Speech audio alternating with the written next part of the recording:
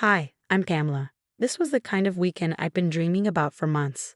My soon-to-be in-laws had invited everyone to their sprawling countryside estate for a relaxed family gathering.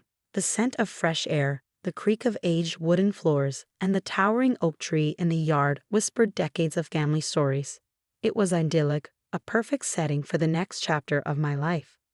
I stood in the main hall, sunlight streaming through dusty windows, as my friend Lisa admired my engagement ring. Her eyes widened with delight. "Oh, Pamela, it's stunning. Jack has such good taste," she gushed. I laughed, warmth filling my chest. He does. I can't wait to start this new chapter with him. Jenna, a college friend, joined us, a glass of champagne in hand. "So have you picked out the dress yet?" Before I could answer, Lisa practically squealed, "She has." "Jenna, it's breathtaking. You'll die when you see it." Their excitement was infectious. Between laughter and wedding talk, I excused myself to grab refreshments from the kitchen. As I neared the door, the hum of voices stopped me in my tracks. Clara and Beth, my soon-to-be mother-in-law and sister-in-law. My first instinct was to step in and say hello, but the sharp edge in their tone made me hesitate. "She's absolutely not fit for this family," Beth hissed. Clara sighed deeply. "I don't understand what Jack sees in her either, but what can we do? The wedding's practically here." "Emma would have been perfect," Beth muttered. "She's beautiful, wealthy, and from the right circles." I froze, my breath catching in my throat. "Emma? Who was Emma?" Clara's voice dropped to a conspiratorial whisper. "You're still planning on spilling red wine on her dress, aren't you?" Beth chuckled darkly. "That's a classic, but no. I got something better in mind. What if we tampered with the wedding cake? Imagine the chaos if everyone got sick." The calculated malice in her tone sent a chill down my spine. Clara mused, or perhaps I could chat with Mrs. Patterson during the ceremony. A little nudge about Pamela's past, and she'll create a scene for sure. Their laughter filled the kitchen, cold and cruel. My heart pounded, a lump forming in my throat. How could they? Why? Retreating silently, I returned to Lisa and Jenna, my face pale. They immediately noticed. "Pamela, what's wrong?" Lisa asked, her voice full of concern. I hesitated before telling them everything. Their reactions mirrored my own. Jenna's eyes flashed with fury. "Those witches. Who does that?" Lisa grabbed my hand, her grip firm. "We're not letting them get away with this, Pamela." A sense of determination settled within me. They think I'm an easy target, but they're in for a surprise. Our conversation stretched into the night, plans forming amidst the shock. I wasn't alone. Whatever Clara and Beth had planned, I had my friends by my side, ready to fight back. When I returned to my childhood home the next day, the memory of their laughter still haunted me, biting at my peace. I needed more support, and there was no one better than Sasha and Mia to confide in. As the evening sun bathed my living room in gold, I poured my heart out. "You're telling us Clara and Beth are sabotaging your wedding?" Maya asked, her expression a mixture of disbelief and outrage. Sasha slammed her coffee mug onto the table. "Those snakes. Who do they think they are?" "I don't know," I admitted, my voice trembling. "What do I do? It's my wedding, and the thought of someone deliberately trying to ruin it." My voice trembled under the weight of betrayal. Mia took my hand, her eyes fierce with determination. "We're going to make sure they don't get their way. You're not facing this alone, Pamela. We've got your back. Always." We spent hours in Mia's apartment, strategizing. Sasha, ever the planner, had a notebook open, jotting down ideas. "All right, Pamela, we need a game plan," she said, tapping her pen. "If Clara and Beth are planning to pull something at the wedding, we'll need eyes on them at all times. We can take shifts to ensure they don't cause any mischief." Mia nodded. "And it's not just during the wedding. We need to be vigilant before it too. Your dress, the cake, everything could be a target." The next morning, over brunch at our favorite coffee shop, I filled Jack in. His expression shifted from confusion to disbelief. "My mother and sister? Really, Pamela? Are you sure?" "Believe me, I wish I weren't," I said, my voice quiet. "I overheard them at the house." Jack ran a hand through his hair, his brow furrowed. "Okay, I trust you. I'll keep an eye on them, but you're certain they're planning something for the wedding?" "I'm certain.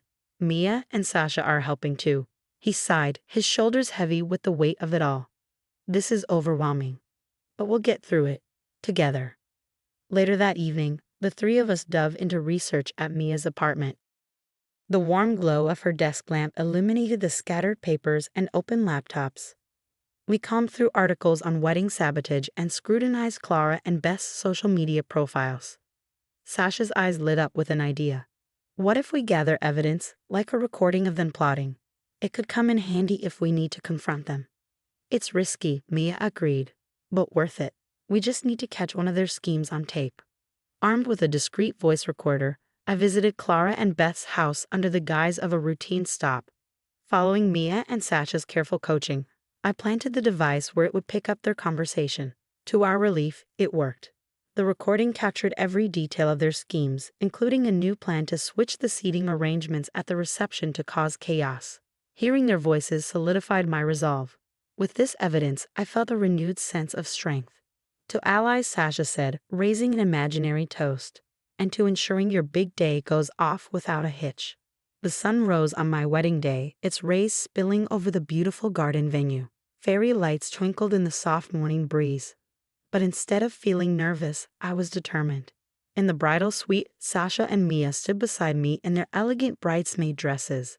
As I adjusted my veil in the mirror, Mia smirked, holding a glass of red wine. "Don't even joke with that," I said, giggling nervously. "Relax," Mia replied with a wink. "This isn't for you. It's for Beth." Moments later, Beth approached with a suspiciously sweet smile, a glass of red wine clutched a little too tightly in her hand. "Congrats, Pamela," she said, her voice dripping with insincerity. As she passed by, her arm swayed deliberately toward my pristine white dress. But Mia was quicker. She bumped into Beth just in time, spilling the drink all over Beth's pale pink dress instead. "Oh my.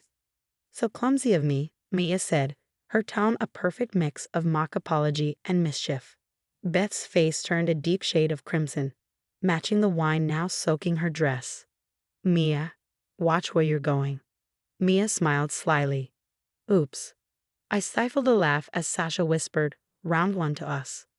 But the battle wasn't over. Clara, elegantly dressed, moved among the guests, her voice soft but insidious.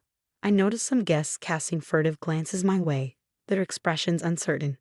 My Aunt Lisa approached, her brow furrowed. "Pamela, is it true what Clara's been saying about you?" I took a deep breath, ready to respond, but Sasha stepped in. "Don't believe a word, Aunt Lisa. Clara's been stirring the pot all day, and it's all nonsense." Relief washed over my aunt's face. I thought so. She seemed far too eager to share her gossip. Sasha made quick work of briefing a few other key family members, shutting down Clara's rumors before they could take root. The focus shifted back to the joyous occasion. The ceremony itself was magical. Under a canopy of greenery and twinkling fairy lights, Jack and I exchanged vows. Surrounded by the love of our friends and family, nothing else mattered. The sabotages felt like a distant memory. As the evening wore on and the reception came alive with music and laughter, I couldn't help but smile. Feeling just a touch vindictive, I discreetly played the recording of Clara and Beth scheming for a few close family members. The range of expressions on their faces was satisfying. Shock, disgust, and disbelief rippled through the room. Jake, usually the family's light-hearted jokester, was uncharacteristically serious. "I can't believe it stooped so low." Lucy, my cousin, shook her head in disbelief. "That's just inexcusable." Word spread quickly. Though no one openly confronted them, the chilly reception Clara and Beth received was undeniable. The once chatty pair suddenly found themselves ignored, avoided, and treated like pariahs in their own family gathering. Sasha leaned in, her voice dripping with satisfaction. "Justice served, Pamela, and in the best way possible." I smiled, feeling a lightness I hadn't felt in weeks. The rest of the evening was filled with dancing, laughter, and love. As Jack twirled me around on the dance floor, the worries and plots of Clara and Beth felt like a distant storm, leaving behind a breathtaking rainbow in its wake. The rhythmic sound of waves crashing against the shore mirrored the steady beat of my heart. Here I was in paradise, a stunning beach resort with Jack by my side. Sitting on the balcony of our honeymoon suite, a drink in hand, I let myself breathe in the beauty of the horizon stretching endlessly before us. Jack turned to me, his expression serious, tinged with regret. "You know, I've been thinking about everything that happened." Pamela, I'm so sorry I doubted you. I looked into his eyes, seeing the sincerity of his words. It's okay, Jack. I get it. It's hard to believe your own family would do something like that. He took a deep breath, his voice heavy with emotion. I'm just grateful you had the courage to stand up to them. Honestly, I can't imagine how our wedding would have turned out if it hadn't been for you and Sasha and Mia. A soft smile tugged at my lips. We do make a pretty good team, don't we? He chuckled, his tone lighter. That's an understatement. As we sat there enjoying the serenity, my phone buzzed with a new message. It was from Aunt Lisa. Hey Pamela, just wanted to let you know that news about Clara and Beth has spread. Most of the family is furious. Good on you for handling everything so gracefully. Enjoy your honeymoon. Soon after, more messages poured in from friends and family, some expressing shock, others admiration for how I had handled the ordeal. It seems Clara and Beth are finally getting a taste of their own medicine. I mused, scrolling through the messages. Jack nodded. They brought it on themselves. Actions have consequences. The rest of the day was blissful. We explored the resort, indulged in spa treatments, and savored exquisite cuisines. But the best part of it all was simply being with Jack, knowing we had weathered a storm together and emerged stronger. That evening, as we strolled hand in hand along the beach, the cool sand under our feet, I found myself reflecting on everything. The sting of betrayal, the anxiety of the unknown, the relief of having allies, and the sweetness of triumph. Each moment was like a bead on a necklace, threading together the story of our wedding. Jack squeezed my hand, pulling me out of my thoughts. What's on your mind? I smiled up at him. Just how lucky I am, not just for escaping Clara and Beth's schemes, but for having friends like Sasha and Mia, and for having you. He leaned in, brushing a kiss against my forehead. I'm the lucky one, Pamela. For your strength, your resilience, and the love you've brought into my life. We spent the rest of the night lying on beach chairs under a canopy of stars. The past felt like a distant memory, a storm we had overcome together. Raising my glass, I whispered a quiet toast to the horizon, where the vast sea met the endless sky. To us, I said softly. It was a toast to love, friendship, and the sweet taste of victory. What do you think? Do people like Clara and Beth deserve second chances, or are some actions unforgivable? Share your thoughts in the comments below.